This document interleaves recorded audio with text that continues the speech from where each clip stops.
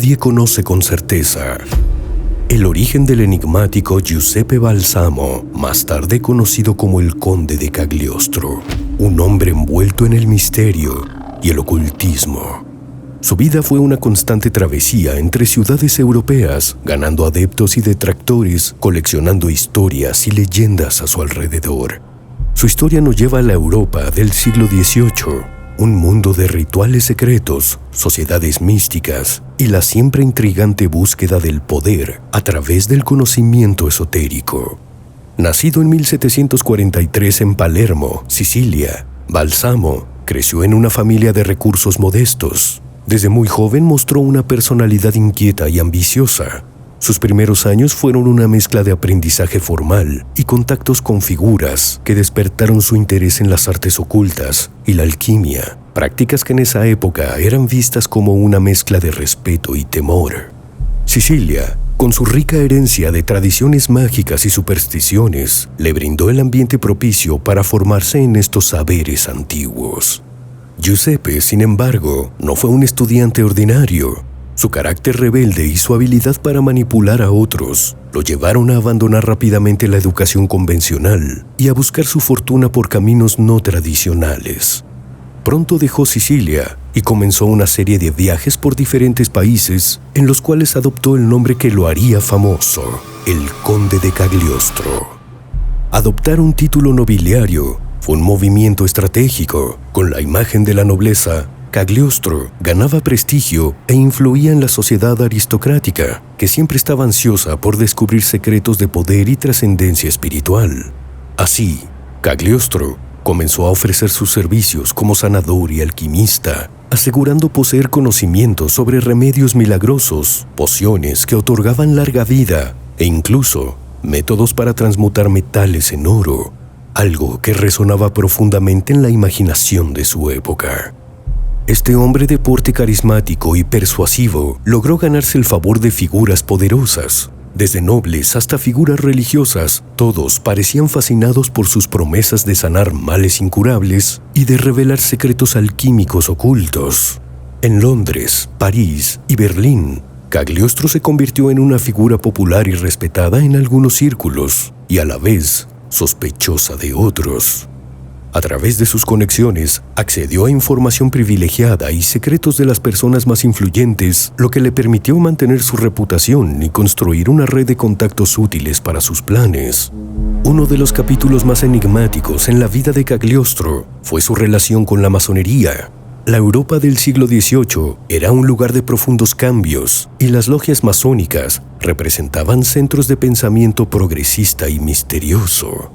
Él no solo se unió a la masonería, sino que afirmaba ser un alto iniciado de una antiquísima orden de conocimientos esotéricos provenientes de Egipto. Esta era una afirmación audaz, ya que los masones tradicionales veían tales proclamaciones como una desviación de sus principios. Según él, los rituales que practicaba no eran meros ejercicios ceremoniales, sino potentes fuentes de poder espiritual capaces de conectar a los adeptos con fuerzas trascendentales. Su masonería egipcia, como él la llamaba, atrajo a muchos que buscaban un nivel de conocimiento más elevado y que estaban dispuestos a seguir sus enseñanzas.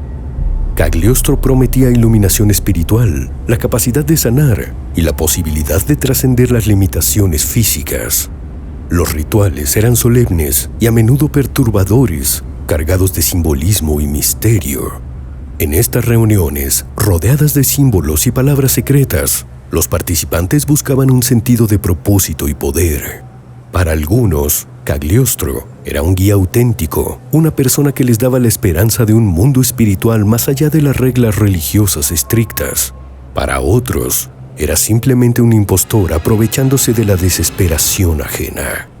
A pesar de su creciente influencia, la fama de Cagliostro se volvió en su contra en uno de los escándalos más sonados de la corte de Luis XVI en Francia, el escándalo del collar de diamantes. Esta trama enredó a varias figuras de la aristocracia y a la propia reina María Antonieta en una conspiración de fraude monumental que buscaba aprovechar la ambición y la avaricia de los involucrados.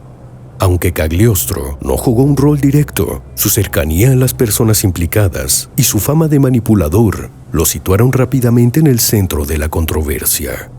Acusado de ser cómplice, fue arrestado en Francia y llevado a juicio. La prensa y la opinión pública no tardaron en señalarlo como culpable, pues encajaba perfectamente en la figura de un embaucador extranjero. A pesar de que finalmente fue absuelto, su reputación sufrió un golpe del que jamás se recuperaría del todo. Al salir de prisión, ya no era recibido con los mismos honores en las cortes europeas. Su caída comenzó a marcar el fin de su era de esplendor. Después de su regreso a Italia, su vida continuó bajo el escrutinio de la Iglesia. En Roma, la Inquisición lo acusó de herejía y de conspirar para formar una secta secreta que desafiaría el orden religioso. Según los testimonios, Cagliostro practicaba rituales que a ojos de la Iglesia representaban una amenaza. Era visto como un peligro para la estabilidad espiritual de la sociedad, alguien que difundía ideas heréticas disfrazadas de misticismo. Finalmente fue arrestado y sometido a un juicio en el que defendió sus prácticas como sagradas y espirituales. Sin embargo, las autoridades eclesiásticas lo declararon culpable y fue condenado a cadena perpetua en la prisión de San Leo, una fortaleza en la que muchos prisioneros de la Inquisición pasaban sus últimos días. Durante su exclusión, Cagliostro vivió condiciones extremas. Las historias dicen que hasta el último momento mantuvo su aire de misterio, incluso alegando que algún día escaparía o alcanzaría la inmortalidad a través de sus conocimientos alquímicos. En 1795, sus días llegaron a su fin en la soledad de aquella prisión. Algunos relatos sugieren que sus últimos pensamientos estuvieron llenos de promesas de venganza y predicciones sobre su regreso. La figura de Cagliostro ha fascinado durante siglos, dividiendo opiniones. Para algunos fue un visionario adelantado a su tiempo, alguien que intentó desafiar las normas de una Europa encerrada en ideas tradicionales.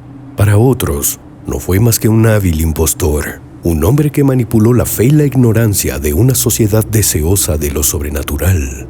Su historia se convirtió en un símbolo de la lucha entre lo místico y lo racional, un reflejo de la eterna fascinación humana por los secretos ocultos y la promesa de poder a través de conocimientos prohibidos.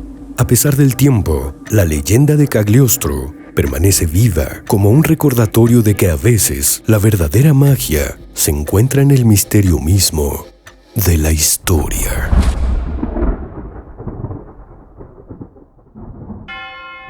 Suscríbete.